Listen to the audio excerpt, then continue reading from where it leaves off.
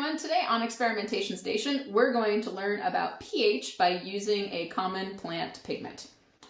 So what we have here is red cabbage that we've boiled down into water, and this has released a pigment known as anthocyanin, which is a common plant pigment that will actually change color based on the pH that it's in. So the pH scale is something that we use a lot in chemistry. And it stands for the power or for the potential of hydrogen.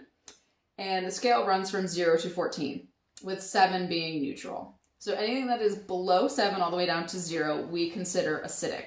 So things like lemon juice or vinegar, like we have here, or battery acid, those are all acidic liquids. On the other end of the scale, from 7 and above to 14, those are considered basic or alkaline. And those types of liquids are like your bleaches, your ammonias, your drain cleaners, all of those are basic liquids. So what's really nice about this is a great little home experiment that you can do. If you've got some red cabbage, there's other different fruits and vegetables and grains that do contain anthocyanin. So black soybeans, black rice, blueberries, raspberries all contain the same pigment that you could use at home. So what we're going to do is we're going to take our little cabbage juice. I'm going to move my little cabbage leaves out of the way. That's what red cabbage looks like. And we're going to pour a little bit into the vinegar. We're going to see what color we get. So here we are at neutral on our pH scale. When we add it to our acidic environment, we get this lovely pink color. Now let's go in the other direction and let's add our anthocyanin into our basic environment.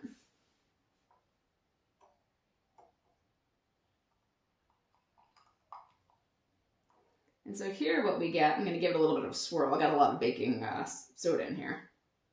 Is we end up with this really light blue color, and you might get the same blue or you might get a little bit of a green color when you do this at home.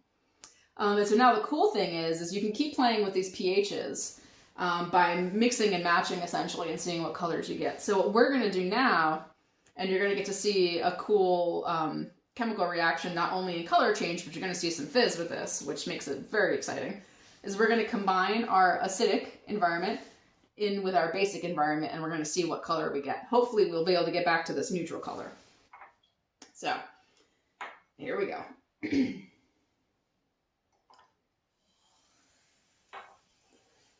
This is how you can make those volcanoes at home, by the way, if you have some baking soda and some vinegar. So you can see we're actually pretty close in this case back to our neutral color. This is a great little experiment to do at home. You can try it with different solutions to see what is an acid and what's a base. And yeah, very simple to do. Oh! Ooh, I didn't do it! Oh, well, what the hey.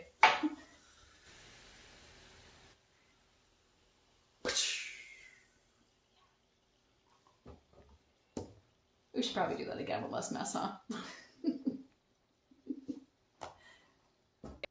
I'm Sarah. I'm one of the AmeriCorps members of the Green Mountain Conservation Group, and I'm going to show you part 2 of our cabbage pH indicator video.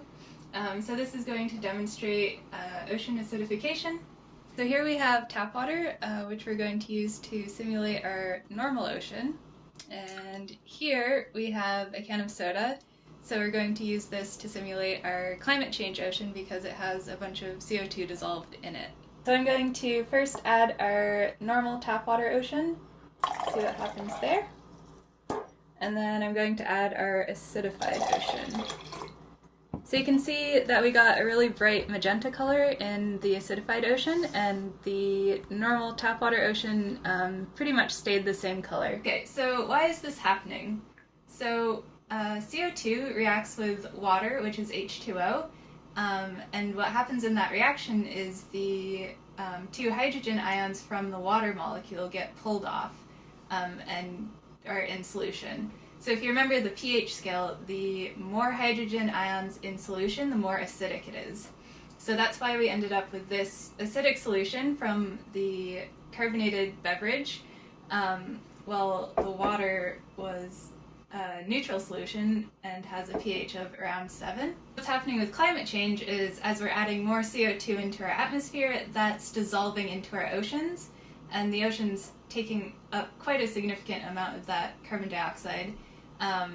And the same process is happening in the ocean, and it's becoming a more acidic environment.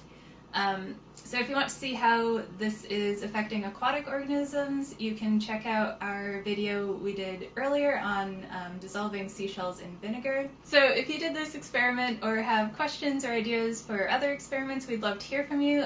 Please write in to tell us how it went. And happy Earth Day!